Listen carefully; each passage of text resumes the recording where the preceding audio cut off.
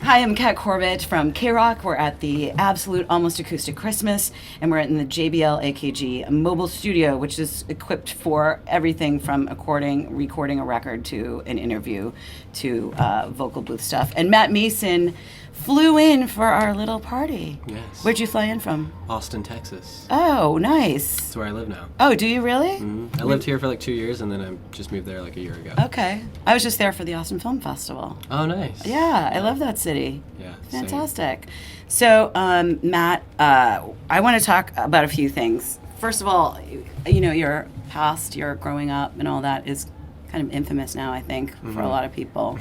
And so I wanted to ask you, where do you think you would be with that upbringing and no music in your life?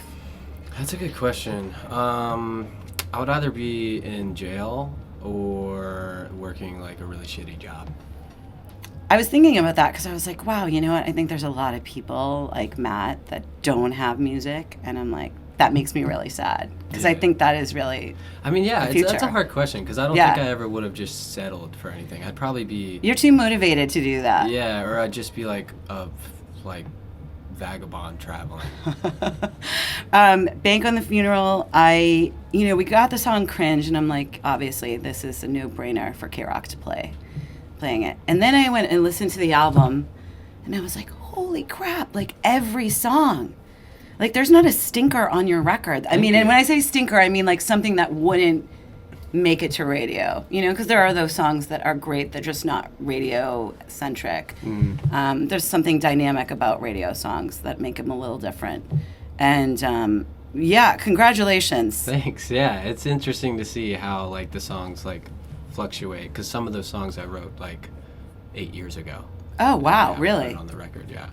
So now you get to have a whole new life with them. Yeah, I mean, I've written tons of songs, but I wanted to do the album. I wanted to feel like cohesive and kind of like the story of, like, basically when I turned like 18 to now. Right. And that's the way we did it. Wow, I love that. Congratulations, you have Billboard's you have one of the songs in the top 4 alternative songs for 2019. Crazy. Yeah. With Cringe. Crazy. That's massive. It's crazy. I can't see it because now Billboard charges for like a membership. But I know it's there. Billboard, hint, hint. Maybe hook me up. Maybe give Mr. Maeson a little free subscription. That's a huge accomplishment. It's crazy. Congratulations. And in good company too. And there's, with so much noise, so many artists out there, the fact that you cut through all of that is incredible. And to your team, because, it takes a village. Yeah, so, absolutely. Well done. I wanted to talk to you, I was going through your Instagram. I wasn't trying to be a creeper. Oh, no. I was just trying to, see what's up. And I noticed this incredible thread, and I loved it, because I don't think a lot of artists do it, but you're posting these pictures, and then you're also commenting on, why this moment means so much because of something in your past. Which I thought was really cool and inspiring. So let's go. So you were talking about your Fonda sold-out show. Yeah. Which you opened for Bishop Briggs, and then you ended up doing your own sold-out show there. Yeah, I actually saw her there right after I moved to LA. Okay.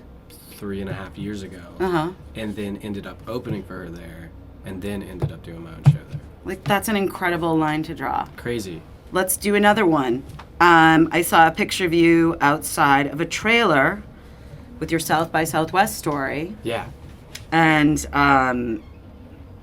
you were talking, this was the one you got kicked out of that you were living in, is that right? Did I get that? No. No, that's another one. Wait, yeah. I'm confusing them. Tell me the Beggar Song story. I was on a tour with this band named Vallis Alps, and it ended in Seattle. Everybody went home, but I had to go to Austin to do South by. So I stayed in Seattle for a couple days.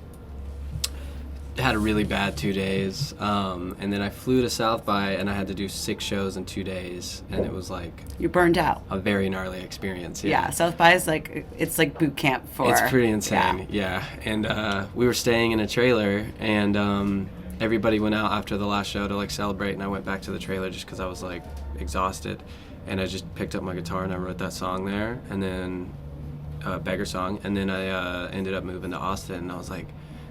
I randomly thought about it because we ended the last tour in Austin, and I was like, man, I wonder if there's still Airbnb that place or whatever. And we called them, and they said come on through, and we did a little photo shoot. What, like, an incredible memory. Yeah, and also, crazy. like, the fact that you were so burned out then inspired us a great song. It's Yeah. kind of weird, but all right, cool. The other one, this was the one about getting ejected from the place you were crashing, and you were talking about in the picture. These are all on Instagram if you want to see them. How when you got booted and you were leaving, you were listening to Lana Del Rey's music. Yeah. When you were kind of heading to your next destination. Yeah. And then the picture is of you with Lana Del Rey Yeah. on stage. Super wild. Yeah, I was sound checking in Milwaukee on tour, and I got a message from her on Instagram. Yeah. And I was like, what? And then I looked at it, and she was like, hey, love Cringe, would love for you to come out and play it with us. And I was like, yeah, definitely. And so we found, like, a loophole in tour, like, with a day off that I just flew out there, ended up playing Hallucinogenics with her because she just changed her mind last minute. Wow. And then she was like, I want you to play Cringe with the band, like, by yourself, while I just, like, sit on the side. And I was like, all right. And then her band learned it in, like, 30 minutes, and it was super surreal experience. You're doing something right where people are, you know, just asking you to do these things. So whatever you're Yeah. doing, keep doing it. Yeah, I will. It's cool.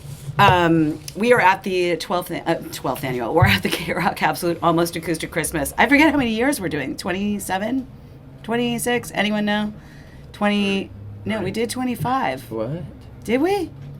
I don't know how many shows we've done. I've been at so many.